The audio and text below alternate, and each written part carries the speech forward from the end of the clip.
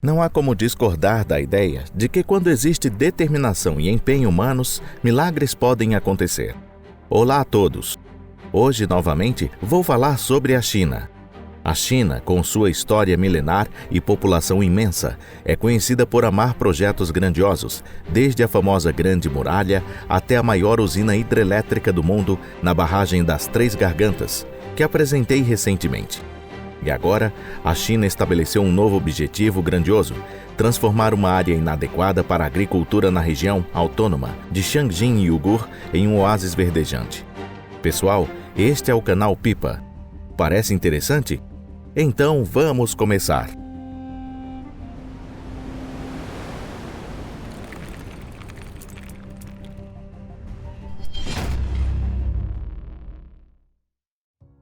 Onde não há água, simplesmente não há vida alguma. Vamos analisar com mais detalhes os desafios e obstáculos que a China precisou enfrentar para tornar esse projeto realidade.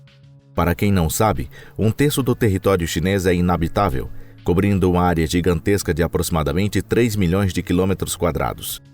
E para piorar ainda mais, a maior parte dessas terras desoladas é constituída por desertos implacáveis, onde não apenas a agricultura é inviável, mas a própria sobrevivência se torna impossível. Nesse local, encontra-se o chamado Deserto da Morte, ou seja, o deserto de Taklamakan, um verdadeiro mar de areia escaldante, cercado por cadeias de montanhas em todas as direções, onde tempestades de areia não cessam. Lá apenas algumas espécies raras conseguem sobreviver, como o gerbo de orelhas grandes e o camelo bactriano selvagem, vivendo no limite de suas capacidades. Entre os desertos arenosos do mundo, o deserto de Taklamakan ocupa a honrosa segunda posição em extensão, ficando apenas atrás do imenso deserto do Saara. Um túnel que leva até o deserto. Isso seria alguma piada?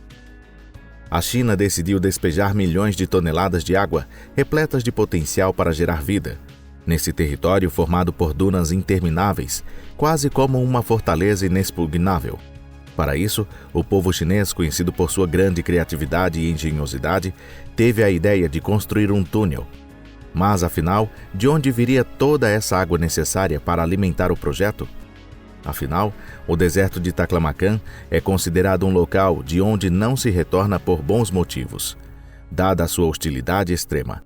As poucas e raras fontes fluviais não percorrem mais de 100 quilômetros pelo deserto.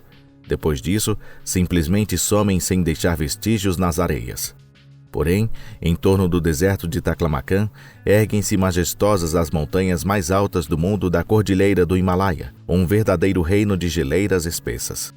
Essas geleiras alimentam a nascente do rio Yarlung Tsangpo, que flui ao sul do Tibete em altitudes superiores a 3.500 metros, provendo águas cristalinas. Alguns certamente vão observar que a distância entre o rio Yarlung Tsangpo e as areias do deserto de Taklamakan ultrapassa 1.000 quilômetros. E a resposta dos chineses a essa questão costuma ser a seguinte: e daí, basta construir o túnel mais longo do mundo.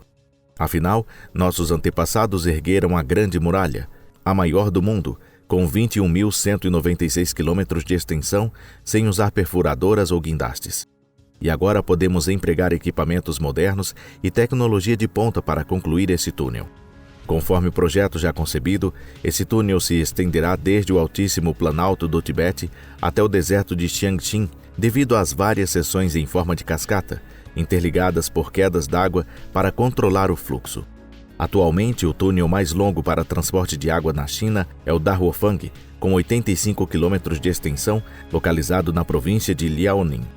E por enquanto, o mais extenso túnel de transporte hídrico do mundo é um duto subterrâneo em Nova York, medindo 137 quilômetros de comprimento.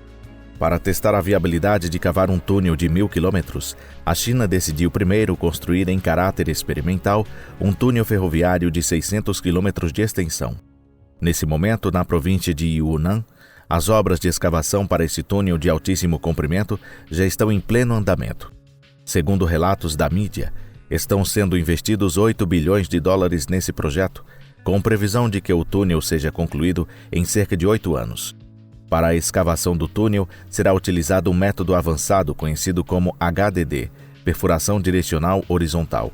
o mesmo que foi testado com sucesso na construção da ilha artificial Palm Jumeirah, nos Emirados Árabes Unidos.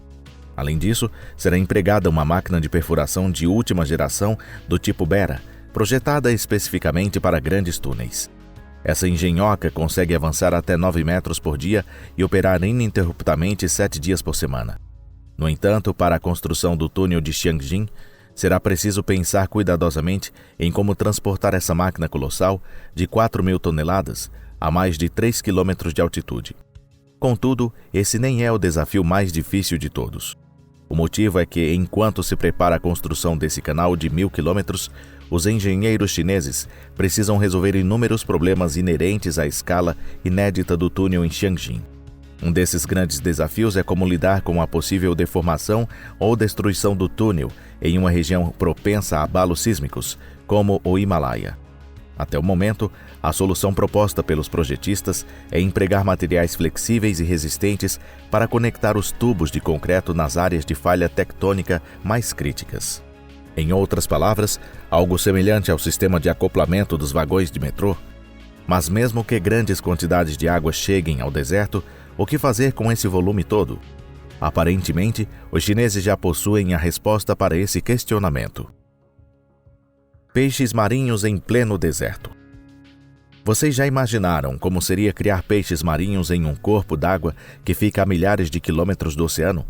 Foram justamente os cientistas chineses que se debruçaram sobre essa questão, estudando a viabilidade de criar espécies marinhas nas águas interiores da região autônoma de Xiangjin, o lugar mais distante do mar em todo o planeta. E esse desafio foi solucionado com uma estratégia extremamente inventiva. O método consiste em introduzir elementos traço especiais e probióticos em rios e lagos da região. Como resultado, há já 13 anos que lagos e rios localizados a cerca de 3.000 metros de altitude, no leste da Cordilheira do Himalaia, em território chinês, servem de ambiente propício para a criação bem-sucedida de percas, camarões e trutas arco-íris. Descobriu-se que a água glacial, tratada com esses aditivos específicos, forma um habitat ideal para essas espécies marinhas. Mais surpreendente ainda é que nas profundezas do deserto de Taklamakan, até mesmo salmões, considerados peixes de alto valor, estão sendo criados, graças ao fornecimento de todas as condições indispensáveis para a sobrevivência dessa espécie sensível.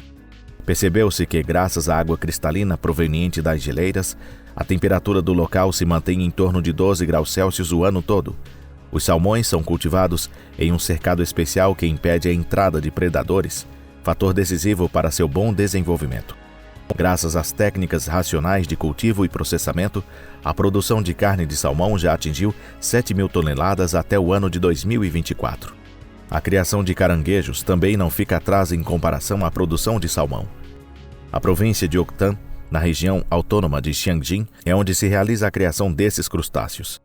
Especialistas constataram, após estudos, que a combinação de ingestão de salinidade controlada e métodos científicos de cultivo acelera o crescimento dos caranguejos. De acordo com um representante de uma empresa local, as 30.000 toneladas de filhotes de caranguejo trazidas da província de Jiangsu para a Otan já se tornaram, em apenas 4 meses, o principal produto de comercialização de pescados, gerando lucro para a companhia.